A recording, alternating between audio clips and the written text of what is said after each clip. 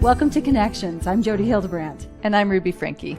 Kevin Franke files for divorce from his wife, accused child abuser Ruby Franke, and is also petitioning a state lawmaker to make sure Utah does a better job of weeding out untrained counselors. Welcome to Sidebar, presented by Law&Crime. I'm Jesse Weber.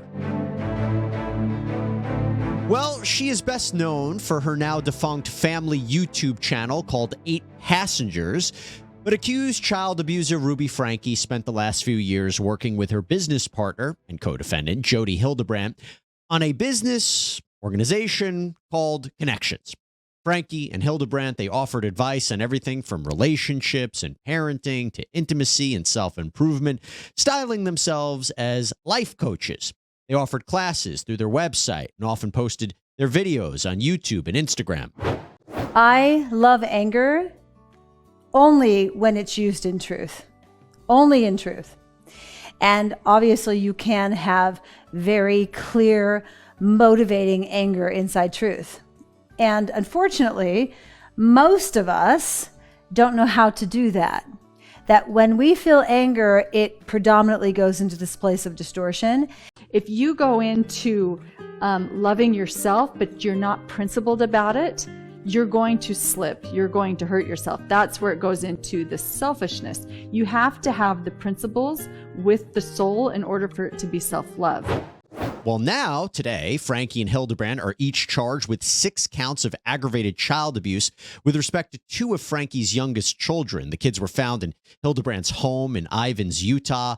The son actually escaped from the home, ran to a neighbor, telling him to call 911. The boy was emaciated. He had wounds like he had been tied up. The daughter was found in similar condition. They were both treated for malnourishment at a hospital. Really terrible, terrible story. And knowing that, it's easy to see that some of the women's advice in a whole new light. One way to know if your child is managing what is on their plates is to ask, is my child showing up cheerful? Is my child showing up responsible? Is my child available if I ask her to do something like, hey, could you wash up the dishes for me? Hey, would you mind taking out the garbage? Are they available to say, yeah, sure, Or are they pushing back? I don't have time. I can't do that. That tells you they're not managing, because someone who's managing has time and space and motive for serving those around them. Now, here is the thing. While Jody Hildebrandt did at one point seem to have a license as a, quote, mental health counselor in Utah, after her arrest, she ended up actually agreeing to give up her therapy license. Franke's title of, quote, certified mental fitness trainer on the Connections website was likely less accurate, and that is raising some concern in the state of Utah, and perhaps there is going to be a change. To talk more about this, I want to bring on our expert on Ruby Franke, and following all aspects of this case from the very beginning, we are joined once again by Brian Schnee, anchor reporter from KUTV2News. Brian, so good to see you. Thanks so much for coming back on here. Thanks for having me. Excited to always talk about developments as we see them come out in this case. Now, Brian, I understand there's also been a big development with respect to Kevin Franke, right? Today, November 29th, Kevin Franke filed in the state of Utah for divorce, as we understand it. And it was filed actually in the 4th District Court. And the petition for divorce is private, so we can't see a whole lot of it, but we do know that things were filed today here in the state of Utah. So we don't know the reason for the divorce. I mean, we can assume, but we don't know the actual legal filing, the reason for it. Domestic relations injunction outlining certain measures to govern the conduct of both parties involved. That is about all I see on it.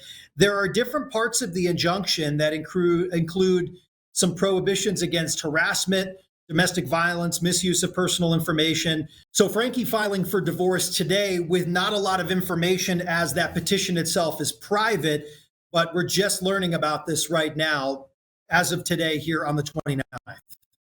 And Brian, when you hear about that, I mean, we just talked about how the idea is how he's petitioning now for a change in the law so that, people have the right qualifications to give this kind of advice, seemingly turning on his wife and Jody Hildebrandt, or I should say maybe ex-wife, because he's now filing for divorce. This is consistent, I feel, from what we've heard from his lawyer, correct? And what with the position I think he's been taking, that he had no idea what was going on with Ruby Franke and the kids. I'm not surprised he filed for divorce. Yeah, I don't think it's surprising. I just tried to trade some messages with Randy Kester earlier this week just to see if anything new was happening. And he told me, no, nothing's on the way here. And then, of course, this drops today. So this is interesting. And I think it shows that Kevin further wants to not only distance himself from Ruby, but also sort the situation out in juvenile court and figure out what to do with the kids. Let's tackle it here. So this concerns my understanding. And first of all, I should tell you that it was your network that kind of broke this news, that Utah State Senator David Hinkins told your network, your outlet, that he has spoken with Ruby Franke's estranged husband, Kevin, about the qualifications, the certifications of Ruby Franke and Jody Hildebrandt. Walk us through that. First and foremost, some great reporting by my colleague Paul Nelson here at KUTV. He was working on Capitol Hill, looking at a number of different bills that are being worked on in sessions as they get preparing for a legislative session as we get to the new year. And he's been talking to people up there at the state capitol. And one of the things he had heard is that they're working on a bill, at least one state senator is, into looking at life coaches or people that kind of fit that mold. And indeed, apparently this came from some concerns from Kevin Franke. And it's interesting to note the state senator here that's working on this bill, very beginning stages, I should say, no traction on it, no language in it as we understand, but an idea, right? Maybe starting to put pen to paper. He had not even really heard about this case as Wow. It seemed. So this came from, right. So that's what my reaction was to this. Kevin Franke reaches out to this state senator and says, hey, we need to look into this. And he even pointed to the part where, it ripped apart his marriage. You have to imagine that is involving Franke and Hildebrandt's relationship. So it's almost like this goes back to Jesse Hildebrandt a little bit more than it does Ruby Franke. Okay, let's unpack that a little bit. So Jesse Hildebrandt, the niece of Jody Hildebrandt, had an opportunity to interview them, talked about the abuse that they suffered at the hands, allegedly, at Jody Hildebrandt. But walk us through, the idea here, before we even get into the state of Utah and what is required or not required of these kinds of instructors, the idea that Kevin would approach this state senator, are you surprised by that? I am. I also don't know what the timeline looked like of when exactly this happened. I would imagine it's relatively recent, given the fact that lawmakers are starting to meet at the Capitol and go through the process of drafting bills and making change. And obviously, there's a large process after you even put the language out there. But it's interesting to know that this comes from inside the family to want to make a big change here in Utah about what is qualified and what needs to be put out there to coach people on their lives. And let's talk about that. So in Utah, to be this kind of life coach, are there any qualifications? No, the Division of Professional Licensing here in Utah, we refer to them as DOPL. And we've covered them before when talking about Hildebrandt's license being suspended many years ago. So DOPL is involved in the licensing for clinical, mental health and other therapists, which is what Jody had a license for way back when. But DOPL has never had any sort of restriction on a life coach being licensed in Utah. There's no standards for that industry here in the state. And you'd be hard pressed to find many states, as far as we understand it, here in the country where the life coaches have to have those standards put out there for their clients to understand. So the big thing we took away from this, Jesse, was if you're seeking a life coach, you better do your homework. And I guess the reason was, and I was reading about this, is they don't want to create too many requirements because there are people who could help their family members or their friends. And if you put too much of a stringent requirement in place, it might impact that. Does that make sense to you? Because that's what I saw. It doesn't surprise me here in Utah that they wouldn't want to add more requirements. It's just kind of how things have been, at least in my experience since I've been here. However, the bills that are being drafted on Capitol Hill here, I feel like are more on current issues. Now, this is not as much of an issue, I think, as it is a very large play given this case, right? There's a lot of talk about life coaches now and what this mental fitness sort of coach looks like. So it doesn't surprise me that it's coming to light. It did surprise me that it's coming from Franke, apparently. That's where it's coming from. So it's interesting that the state senator is willing to look into it, first and foremost, which if you live here in the state and someone is your elected official, then you want to obviously have someone advocate for you on a larger scale. But it's using this high profile case where two people are still incarcerated and in custody over child abuse allegations and charges. And that's where this bill comes from. And again, no language on paper yet, but it'll be interesting to see what that looks like. And it's my understanding that Senator Hinkins would like to work with the Division of Professional Licensing here in Utah to get this done. And Doppel said, we don't want to comment on this until that bill is drafted. Well, few things there. So first of all, I'll say with Kevin Franke, doing this or allegedly contacting the state senator kind of shows how he feels about his wife and kind of feels how he feels about Jody Hildebrand and what they were doing. Now, the Utah Division of Professional Licensing said, quote, life coaches are not required to be licensed in Utah. Therefore, there are no standards for the industry. There are a few national life coach consortiums that have some standards, but none that are enforceable in Utah yet. We do see some complaints that are against life coaches who are former licensed behavioral health practitioners who lost a license and are now practicing as life coaches, but are providing the same services as when they were licensed, which is illegal. Now, so everybody knows, Brian, what are the complaints about connections? I mean, there were former clients who came out and said that what was going on was a problem, right? What do we know about the former clients of Connections, the former clients of Franke and Hildebrand? Well, a lot of this stems from the people that we've spoken to over the last few months that have their own personal story to share. And I want to make sure we clarify, all these stories are really about Jody Hildebrand. They're not about Ruby Franke. Franke's a different part of this piece. So this is talking about Connections Classroom and the types of tactics that were used. A lot of them, of course, focusing on making one individual in a relationship feeling guilty or feeling like they've had some sort of wrongdoing. A lot of this becomes sexual in nature or has to do with separating the couple to find this common goal. And ultimately, what we've heard is Hildebrand's tactics ruined marriages compared to what you would want from a therapist or somebody trying to get you through those tough times, which would be bringing you together. It's almost as though she ripped couples apart, as far as what we understand.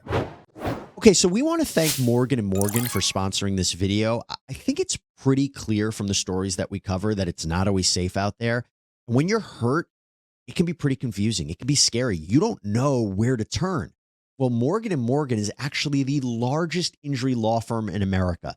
And at a time when you already have so much to think about, they make it super easy for you. They've completely modernized the process because you submit your claim, you sign contracts, you upload documents, and you talk to your whole legal team all on your phone. That's it. An attorney's going to review your case in just 8 clicks. Also, they have 4,000 support staff that can help you through the process too, which is just amazing to think about. And in terms of price, you only pay them if you win. There's no upfront fee. So if you're injured, you want to join the over 3 million people that call them every year, you can submit a claim at www.forthepeople.com/law&crime or by dialing #law, that's #529 on your phone.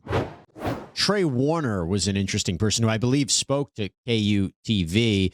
He said that he was made to believe that, or was told that men, if they have impure thoughts, they're a danger to their families, right?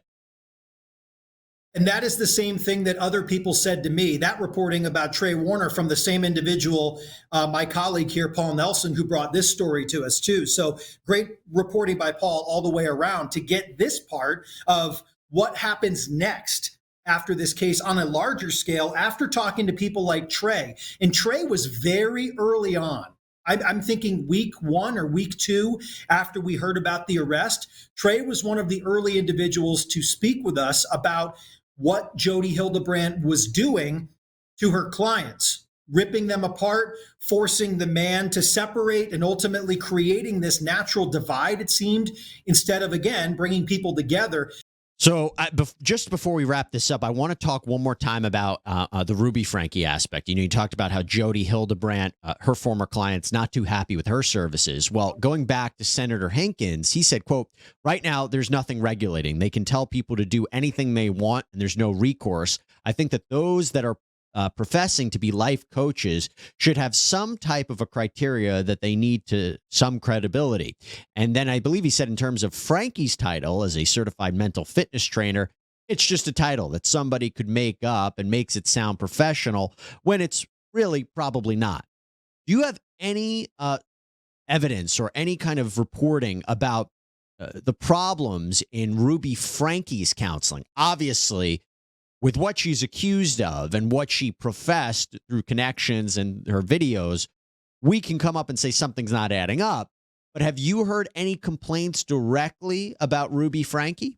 No, most of it's on Jodi Hildebrandt. And again, on, online comments or reviews or the people that have spoken to us about this, but none about Ruby's practice, so to say, about what she's listed as on the Connections Classroom website. So a lot of that is speculative, I think, right now, of trying to figure out, have people seen her for counseling? What did she really do with people? What sort of advice was she giving? How was she coaching these individuals?